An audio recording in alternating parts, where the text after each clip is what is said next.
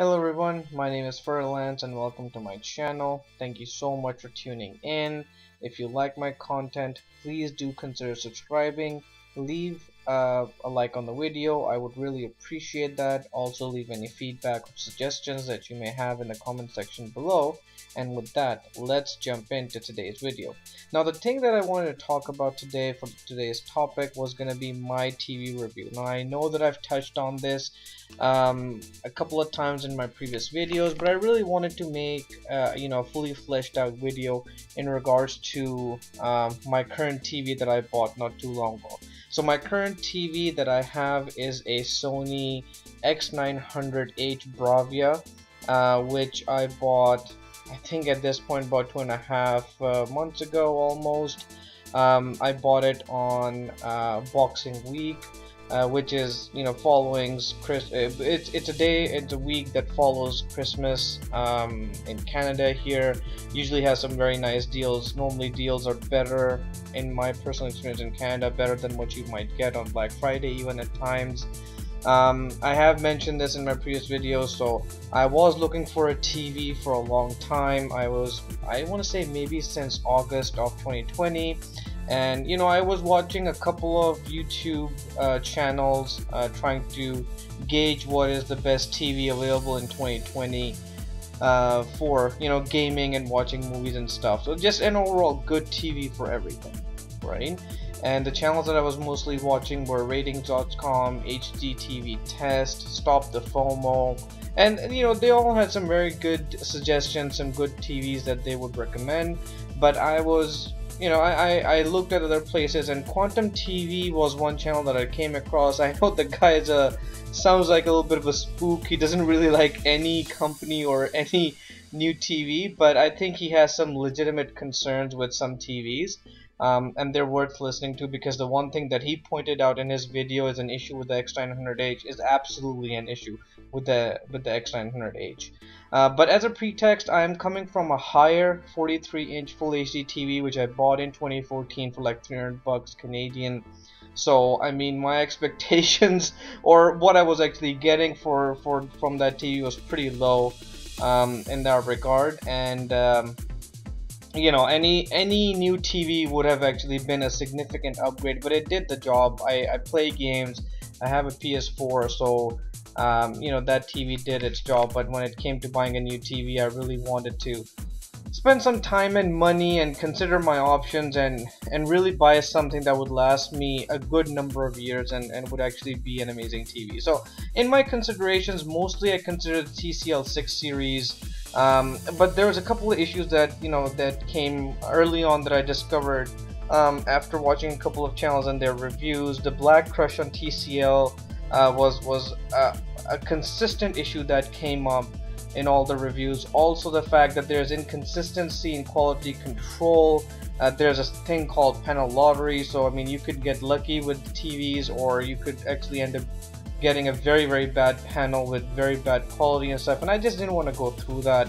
My second option was the Hisense H9G, which yet again, the TV initially the reviews were fantastic, but then somehow the TV had an update that came through that basically ruined all of its color gamut and its balance and contrast ratios and stuff.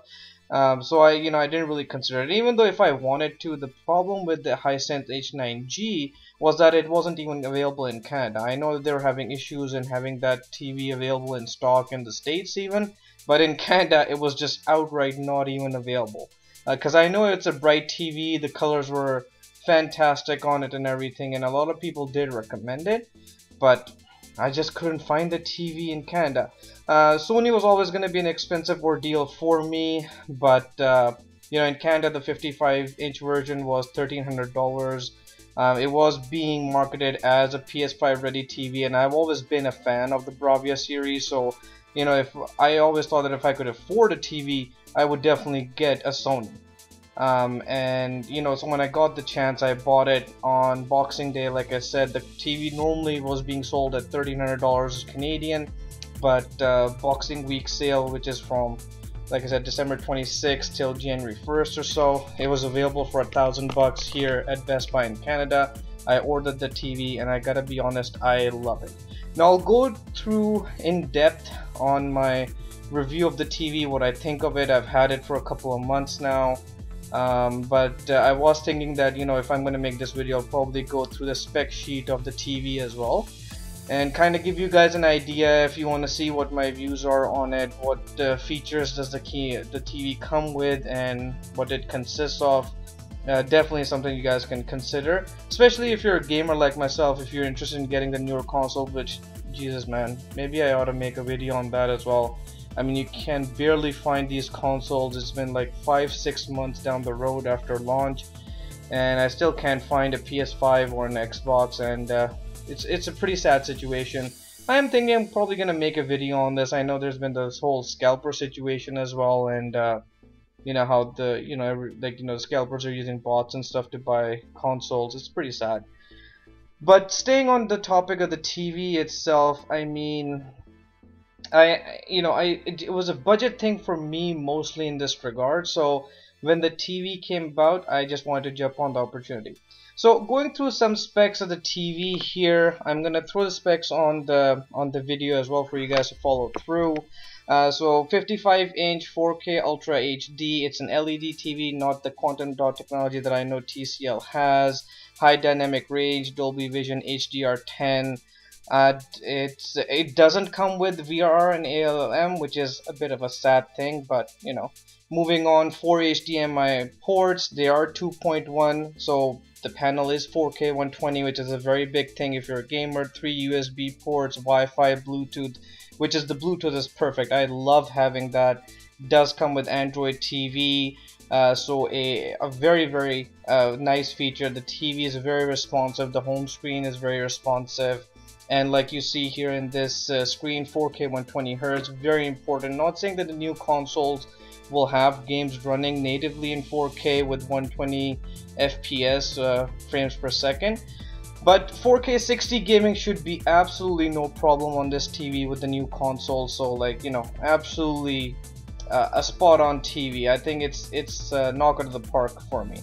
Now the one issue that I will highlight about this TV, which Quantum TV, I have to give credit to him, he was the only one who brought it up, and it's actually true, and that is banding. So there are some scenes or pictures, if you're watching a movie or a show, if a scene comes in from if it fades in from like a black screen, you'll notice banding on the TV. And I know it doesn't have, I think motion smoothness is something that's required, or something, I don't know, clarity or something that in the higher, I think it's the X900H where that feature is available, or in the OLED line for Sony's, where motion smoothness or some other clarity feature that basically clears up banding or reduces that effect. In this TV it doesn't, so you will notice banding every now and then. But in all honesty, like I said, I was coming from a low budget and a TV, so I mean this TV is pretty fantastic for me. I mean, I didn't really find it that distracting, and I do feel like this TV is definitely worth the money. If you're able to save a couple of $100 and get this TV, I mean, I don't think that there's anything like it, because a couple of things that I can highlight about this TV. It's amazing. Gaming is fantastic. It's flawless. You don't see any stutters, you don't see any issues, and I have a base PS4, not even a PS4 Pro. So it's fantastic of how this TV performs. HDR gaming is amazing. With the motion smoothness that this TV has, I know some people don't like features like that where they say, oh, the actors feel like they're actually acting instead of it looks like that, you know, it's a show or a movie. I love that thing. I don't know what kind of magic they're running into this TV to put that into work, but whatever that motion smoothness feature is that makes all the movements from actors on the screen, their motion very smooth. I love that thing. Whatever that feature is, whatever like back-end magic in the chip that they've put in, it's fantastic. Out of the box, color accuracy of the TV is fantastic. Like, I'm not a professional TV calibrator. I don't even really know that much about that stuff.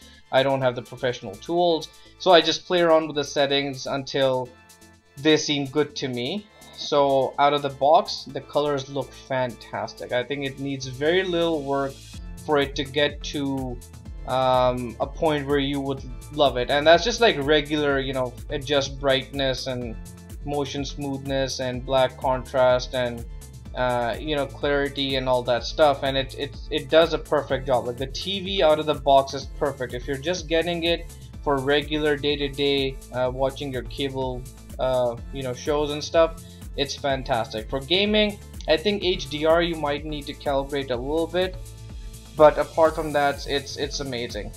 And even with Netflix, with the built-in app, it has the Dolby Vision, and honestly, I watch most of my content in Dolby Vision Bright.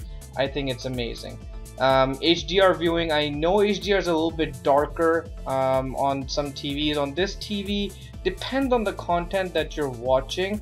On Netflix, I have noticed it can seem a little darker, but it's not so dark that, you know, there's black crush and you can't notice the details. I think it's good enough that you can actually enjoy HDR content on it. And that's very important for me personally, because I always wanted to have a TV in HDR. I wanted to see what HDR gaming was like, what HDR movies are like, so I really like it. I really do like that feature. And I'm constantly, when we're watching movies, I'm telling my wife on of how good that feature looks, and I don't think she notices it unless I point it out. But you know, even she appreciates the fact that the TV is super bright.